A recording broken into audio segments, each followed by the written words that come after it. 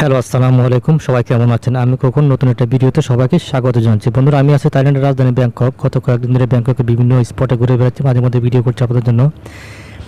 তো এখন যে এরিয়াটাতে আছি এটা হচ্ছে ব্যাংককের যারা মুসলিম খাবার অথবা হালাল খাবার খুঁজেন তাদের জন্য সবচেয়ে গুরুত্বপূর্ণ হবে এই ভিডিওটা। কারণ জানেন, অনেকেই জানেন ব্যাংককে এসে কিন্তু আমরা হালাল খাবার খুব একটা পাই না। তো বন্ধুরা, যারা হালাল খাবার খুঁজেন তারা এই ভিডিওটা দেখতে পারেন, আশা করি আপনাদের কাজে আসবে। তো চলুন ভিডিওটা প্রথম থেকে শুরু করছি।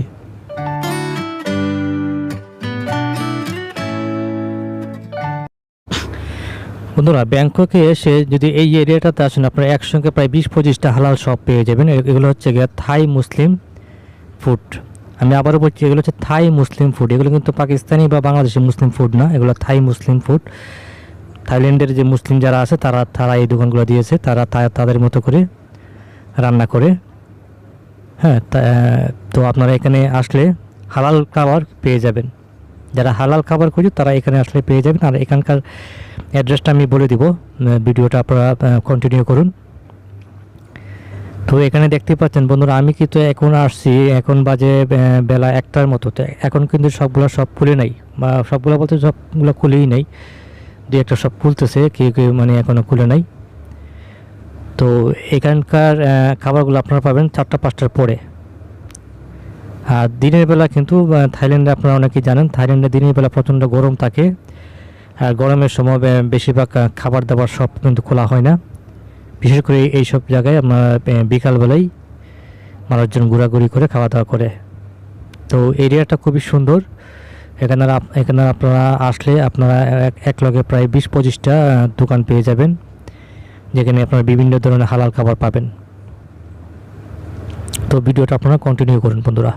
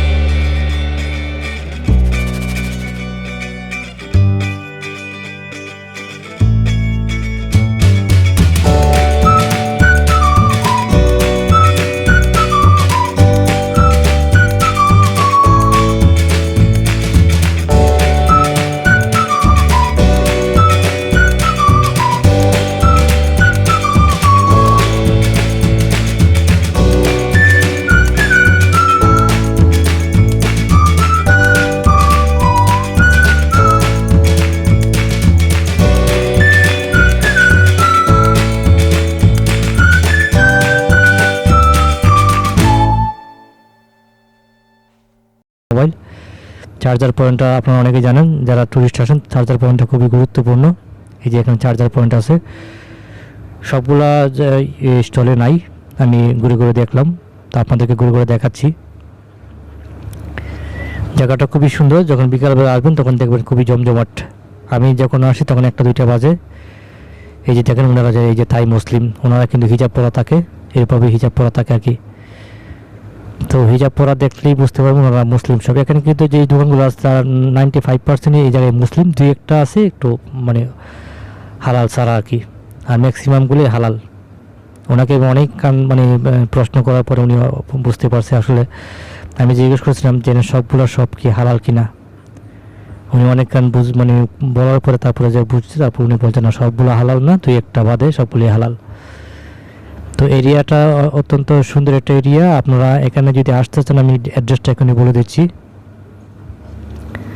আপনারা যখন এয়ারপোর্ট থেকে আসবেন, যদি এয়ারপোর্ট থেকে যারা আসেন তারা মানে ট্রেনে করে আসলে 5 নম্বর যে স্টেশনটা তার নাম হচ্ছে রামকামাহাং। এখানে নামলে এখানে কিন্তু একটা হোটেলও আছে, লাক্সারি স্টাইল হোটেল। এখানে আমাদের দেশীয় অনেক লোকজন থাকে, আসে আর কি। ব্যাংকক হোটেল বলা হয় এটাকে, অথবা লাস ভেগাস বলা হয়।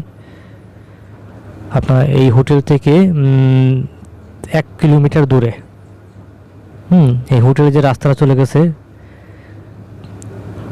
এয়ারপোর্টে যে রাস্তাটা চলে গেছে হোটেল থেকে, সেই হোটেল রাস্তা ধরে 1 কিলোমিটার দূরে।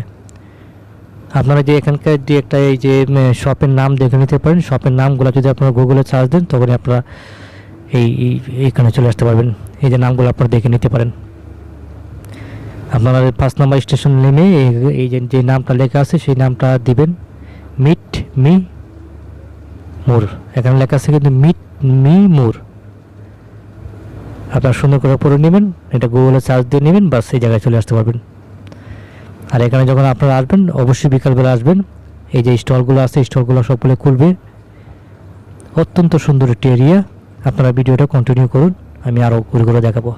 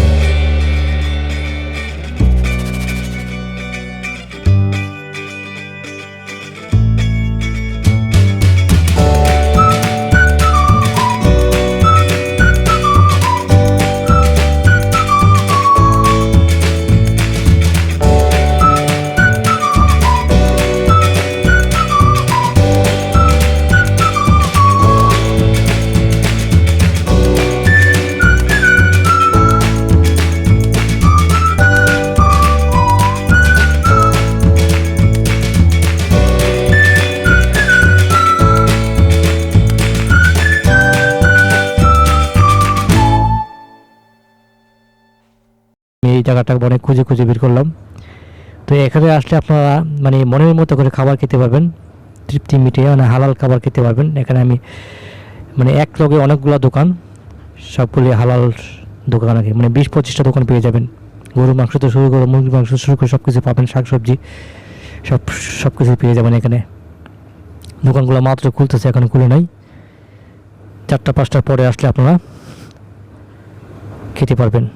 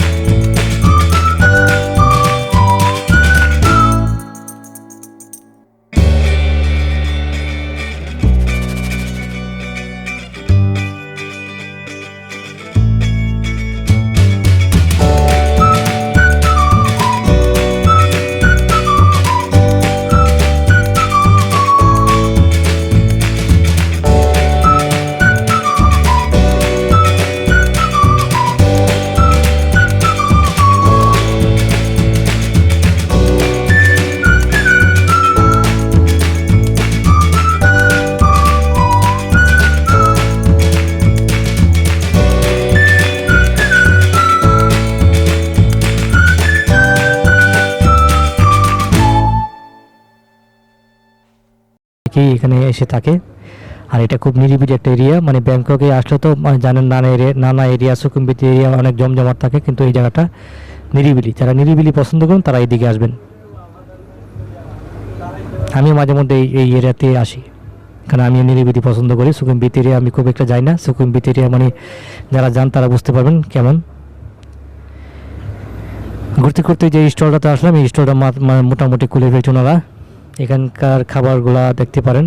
এখানে যে এগুলো কিন্তু মানে হালাল খাবার, মানে গরুর মাংস। এটা এরকম খাবার মানে থাইল্যান্ডে দেখলে কিন্তু গরুর মাংস মানে খুব কম পাওয়া যায়। তো এগুলো গরুর মাংস আপনারা মানে দেখতে পারেন বা খেতে পারবেন যারা এখানে আসেন। থাইল্যান্ডের মেয়েগুলো খুব সুন্দর। তো আমি আপনাদেরকে ঘুরে ঘুরে দেখাচ্ছি যে এখানে খাবারগুলো দেখেন। আর আপনাদেরকে আবারও বলছি, খাবারগুলোর প্রাইস কিন্তু মানে খুব একটা বেশি না। মোটামুটি আপনারা 200 থেকে 500 টাকার ভিতরে খাবার খেতে পারবেন। আর যারা বাংলা খাবার খেতে চান তাদেরকে বলছি, যারা বাংলা খাবার বা পাকিস্তানি খাবার খেতে চান তারা চলে যাবেন সুকুমবিট এরিয়াতে। বাংলাদেশের কিছু স্টল আছে, ওখানে আপনারা বাংলা খাবার খেতে পারবেন। একদম বাংলাদেশি স্টাইলে রান্না করা হয়। তাছাড়া পাকিস্তানি, ইন্ডিয়ান রেস্টুরেন্ট পেয়ে যাবেন। বন্ধুরা, আমি মেয়েটাকে জিজ্ঞেস করেছিলাম যে এখানকার সব হালাল কিনা। উনি বলছে 2-1টা দোকান বাদে সবগুলোই হালাল। তো আপনারা দেখতে পারেন এসা। তো বন্ধুরা, ভিডিওটা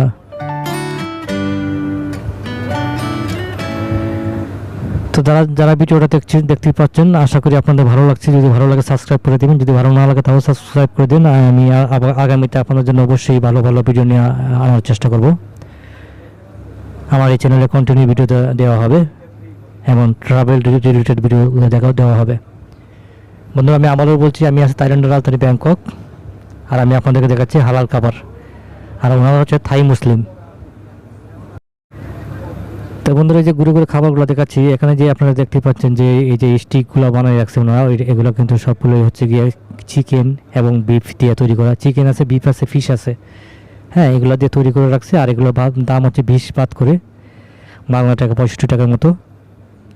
আপনারা এগুলো খেতে পারবেন। আর এগুলা মানে খাওয়ার প্রসেসগুলো ওনারা সুপের স্টাইলে বানিয়ে দেয়, অথবা আপনারা এমনিতেই খেতে পারবেন, মানে একটু রান্না করে দেবে আর কি। এখানে আমি আবারও বলছি, এখানে যে স্টিকগুলো আছে এগুলো ফিশ, চিকেন এবং বিফ বিভিন্ন প্রকারের আছে।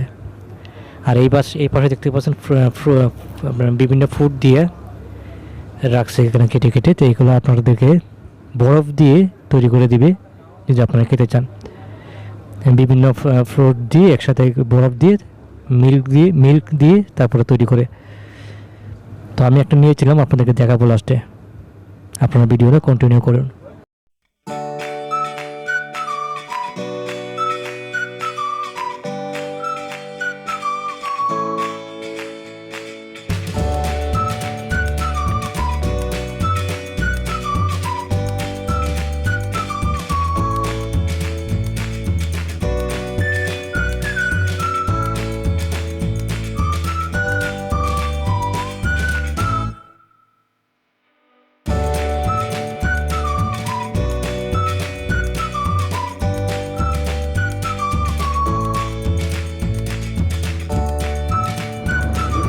তো বন্ধুরা, আপনারা দেখতে পাচ্ছেন আমি আমার জন্য একটা রেসিপি অর্ডার করছি। ওনারা মানে তৈরি করে দিচ্ছে যে বিভিন্ন ধরনের ফ্রুট একসাথে করে তারপরে এটার মধ্যে বরফ দিবে।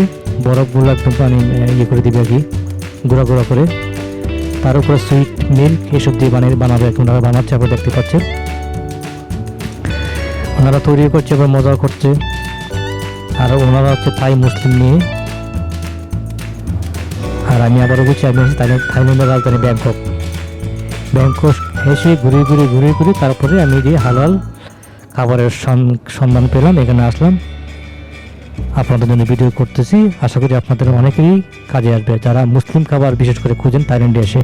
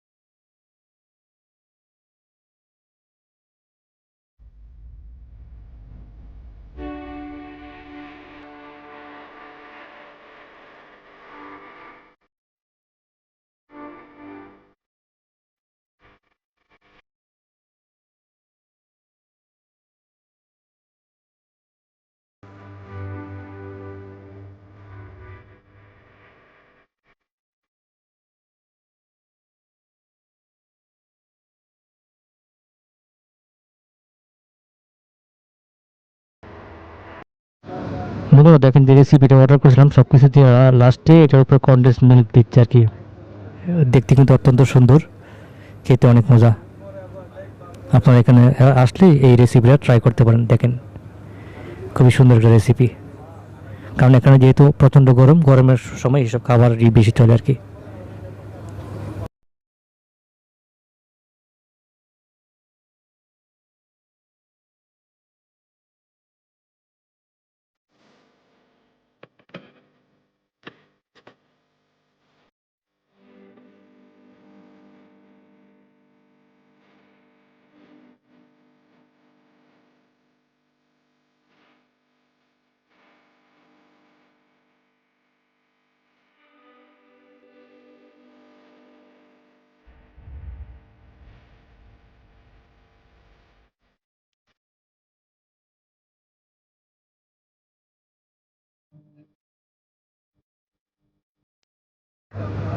তো বন্ধুরা যে এই পাশে যেগুলো দেখতে পাচ্ছেন এগুলো সব বিফ, বিফ দিয়ে এখানে রেডি করে রাখা আছে। আপনারা চাইলে অর্ডার করলে এখান কেটে কেটে আপনাদেরকে দিবে।